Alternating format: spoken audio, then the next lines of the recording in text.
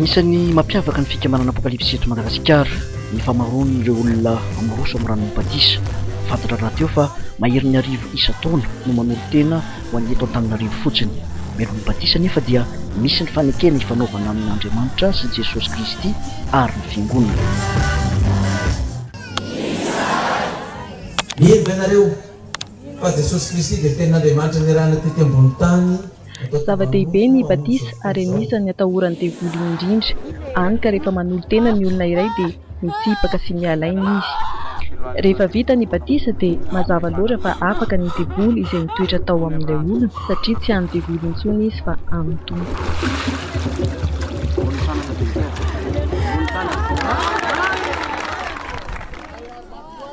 Fa aorian'izay dia atorana ny fahefana ny lehilahy sy ny vehivavy. Ho an'ny lehilahy dia ny fanondro no hamindrana ny fahefana. Ho an'ny vehivavy kosa indray dia ny fametrahan-tanana no atao aminy.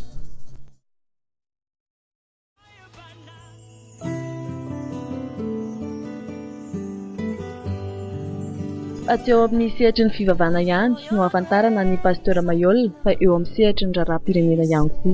Tsy sasatra raha teo ny tenany manolotra sosikevitra amin'ny voahan'ny firenena amin'ny krizy. Hany ka tsy adino ny mpitondra mifandimby ny manasa azy eny amin'ireny lapa-panjakana ireny rehefa misy zava mahakasika ny firenena. Toy izao ny isantonan'ny fanasana azy mivady tamin'ny lanonana fampiarabana ny Asaramanitra teny Avofarany teo.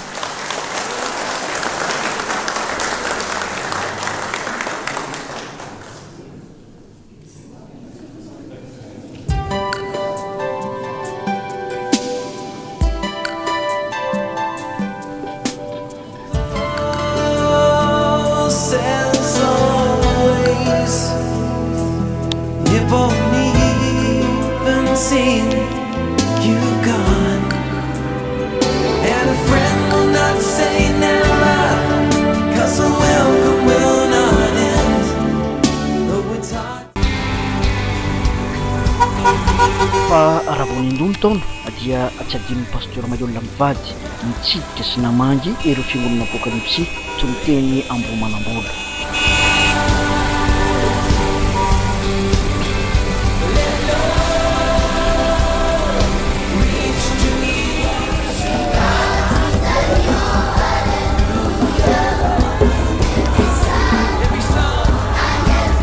Fa 20 ny volana janoary 2024 teo no fotoana lehibe voalohany no neniray aman-dreny pasteur Mayol mivady tamin'ireo mpino TJ Ambohimarina Itosy sady nandolana ihany koa ireo voandalana Aljansina sy Hong izay narahany fiangonana ikam-pandresena moa izany rehetrarehetra izany.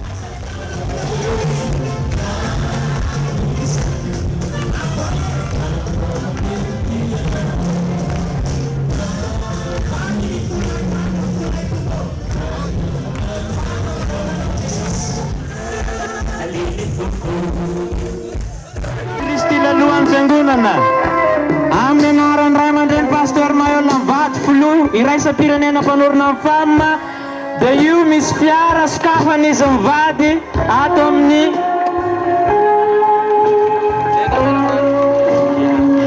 ankafan'izy mivady ny fiara marka Porsche KN.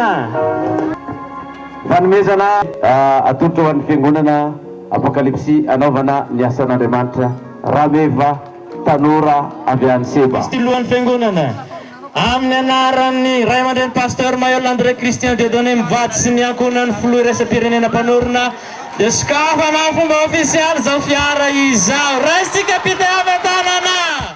Vita ny asa eto Madagasikara amin'ity fiarakodia dia misaotratsika fiangonana rehetra.